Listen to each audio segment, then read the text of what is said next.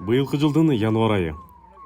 Мумбайдын алыс эмес жерде өз алдынча курулган пиролиз цехиндеги эски дөңгөлөктөрдү кайра иштетүүнүн натыйжасы.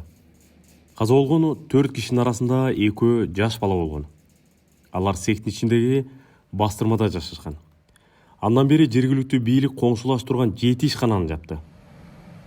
Биздин топ жакында ал жерге барып, ошол сыяктуу башка цехтерге туш болду. Айрымдары дале аз өлчөмдөгү май жана болот алуу үчүн кычкылтексиз жогорку температурада дөңгөлөктөрдү өрттөп жатты.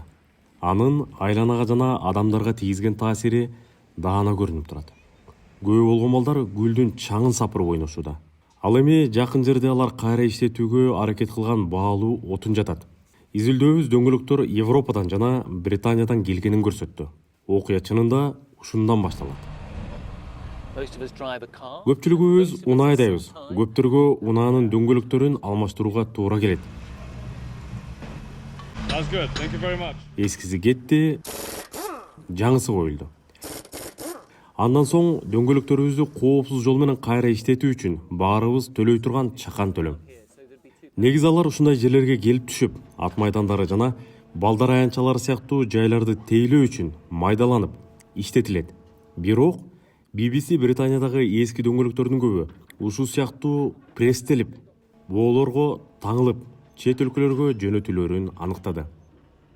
Анын кирешеси көбүрөөк. Source Material деп аталган уюмдун журналисттери менен биргеликте биз ал тармакта иштеген адамга жолуктук. Колдонуу мөөнөтү бүткөн дөңгөлөктөр кайда барарын билүү үчүн ал аларга трекерлерди орнотту. Андан соң дөңгөлөктөр Индияга укмуштуудай сапар тартышты. Ал эми документтерде алардын кайра иштетүүгө кете тургандыгы жазылган. Бирок дөңгөлөктөр 1000 километр алыска Индиянын борбордук бөлүгүнө жиберилген. Акырында алар кайсыл жерге жеткирилгенин караңыз. Тааныш учураган жокпу? Чакан шаарынын четиндеги пиролиз заводдорунун бири. Мумбайдеги цехтерге окшош. Индиядагы цехтердин көбүнүн лицензиясы жок, көзөмөлгө алынбайт. Ал эми пиролиз үчүн дөңгөлөктөрдү импорттоо мыйзамсыз булганууну караңыз. Газдардын жана химиялык заттардын коркунучтуу аралашмасы.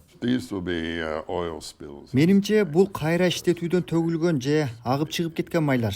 Караңыз, мында көмүртектин чаңы бул бастырмалардын чатырларынан кирип жатат.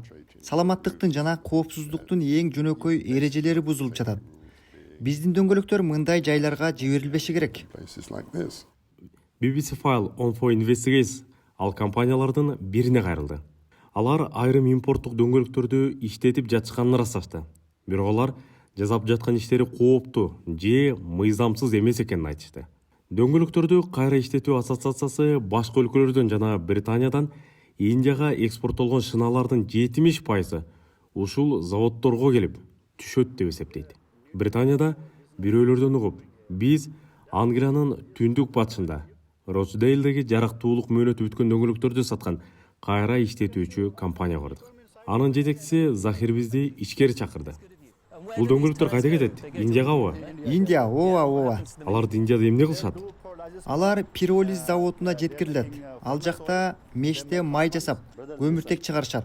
Бери караңыз, дүйнөлүк дөңгөлөктөрдү мен эле экспорттобойм. Көптөгөн компаниялар бар. Бул бизнести 90% англиялыктар жүргүзүшөт. Захир дөңгөлөктөр Индияга жеткенде эмне болорун көзөмөлдөй албай турганын белгиледи.